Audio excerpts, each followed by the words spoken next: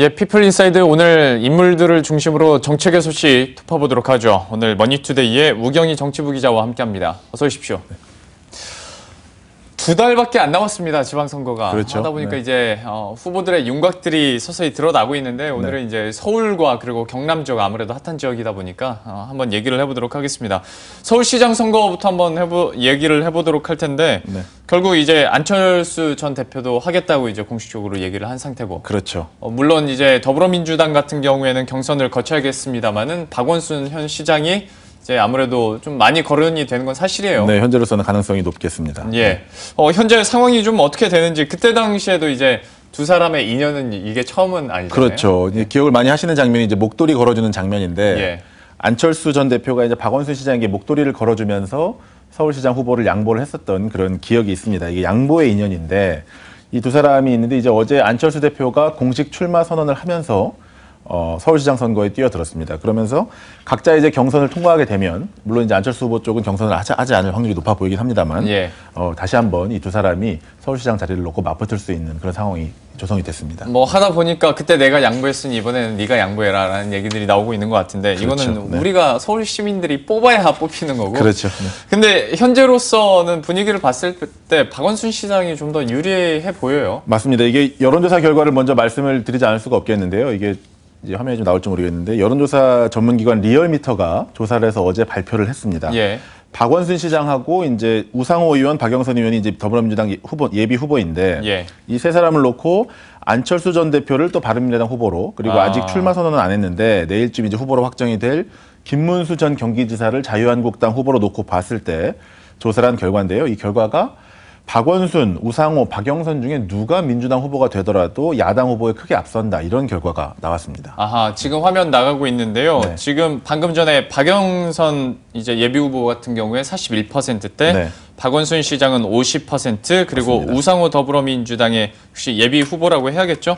40.5%가 나오면서 그러네요. 거의 뭐 한 2배 이상 그렇죠. 지지율이 현재 나오고 있는 상황입니다.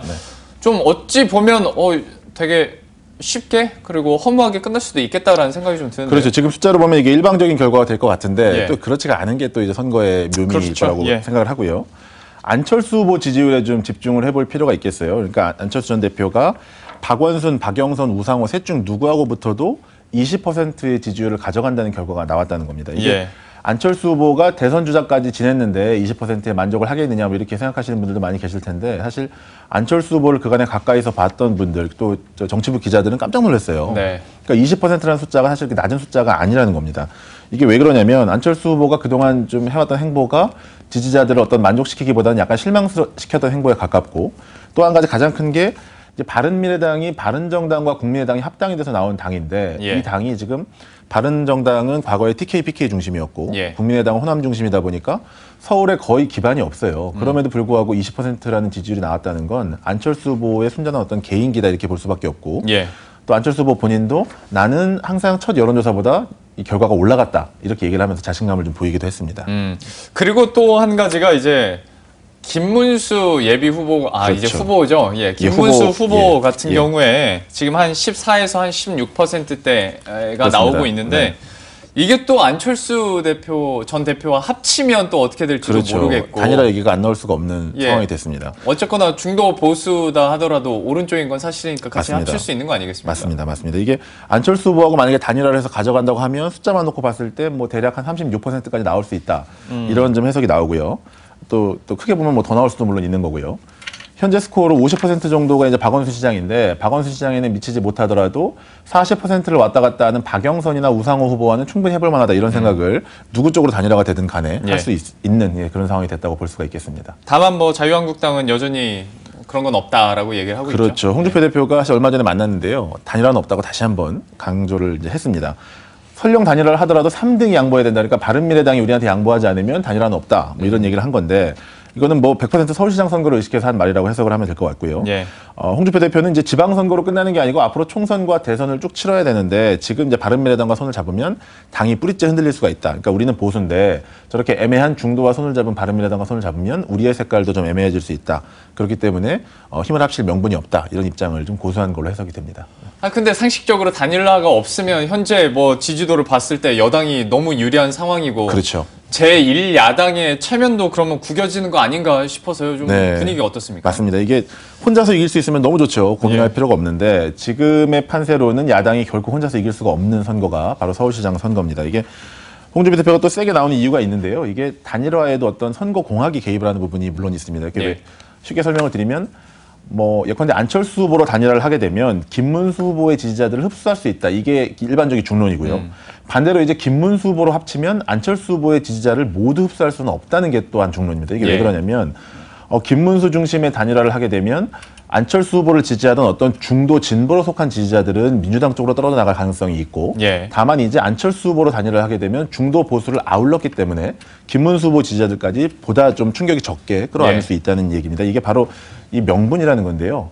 중도와 보수가 합쳐진 바른정당이 가지고 있는 명분이 보수 쪽에 어떤 일변도로 기울어져 있는 자유한국당보다는 좀 더 명분 쪽에서 앞선다. 이렇게 해석을 할 수가 있겠습니다. 이게 또 딜레마이기도 하고요. 그렇죠. 어떻게 되는지 한번 지켜보도록 하겠고요. 서울시장 쪽 얘기해봤으니까 이번에는 경남 지역도 체크를 해보도록 하죠. 각 당에게는 참 중요한 지역 아니겠습니까? 맞습니다. 경남이 아주 최대 격전지가 될 거라는 예상을 하고 있는데요.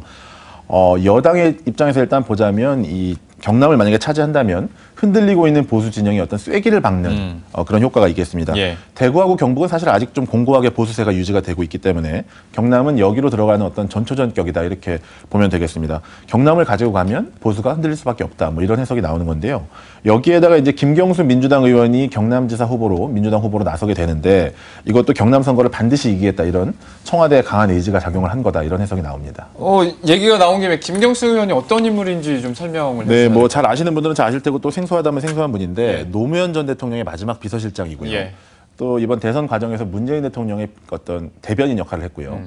여당 내에 사실 뭐 계파가 엄연히 있어요. 그러니까 친노계, 친문계가 지금 사실 뭐 경쟁 아닌 경쟁을 하고 있는데 그러면서 지금 친문계가 사실상 의사결정을 좀 많이 좌지우지하고 있어요. 이 가운데서 친노와 친문 모두와 쉽게 말해 친노와 친문의 가교 역할을 할 수 있는 인물이 바로 이 김경수 의원입니다. 또 경남 출신인데 52살로 나이도 아직 상대적으로 젊고요.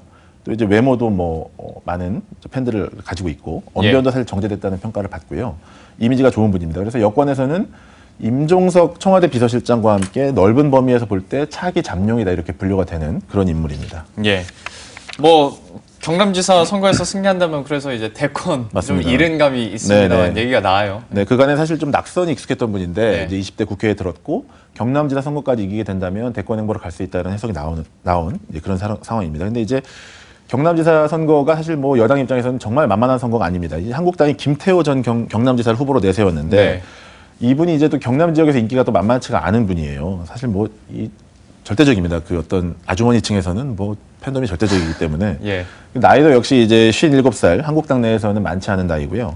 또 과격한 보수가 아니라 약간 젠틀한 이미지가 있어요. 그래서 김경수 의원이 본인이 갖고 있는 그런 매력을 발산하기에 상대적으로 좀 어려운 상대다. 이런 해석이 나오고요. 또 반대로 이제 김태호 지사도 여당에 지금 이제 김경수 의원이 한참 떠오르고 있는데 만약에 이번 경남지사 선거에서 승리한다면 지금 뭐 한국당에 사실 스타가 별로 없는데 스타가 없는 한국당에서 본인이 이제 일약 스타가 될 수 있는 그런 뭐 상황도 조성이 됐다 이런 해석도 나오고 있습니다. 어떻게 되는지 한번 보죠. 경남 지역과 그리고 서울시장 이야기들 저희가 한번 짚어봤습니다. 지금까지 머니투데이 정치부의 우경희 기자와 함께했습니다. 고맙습니다.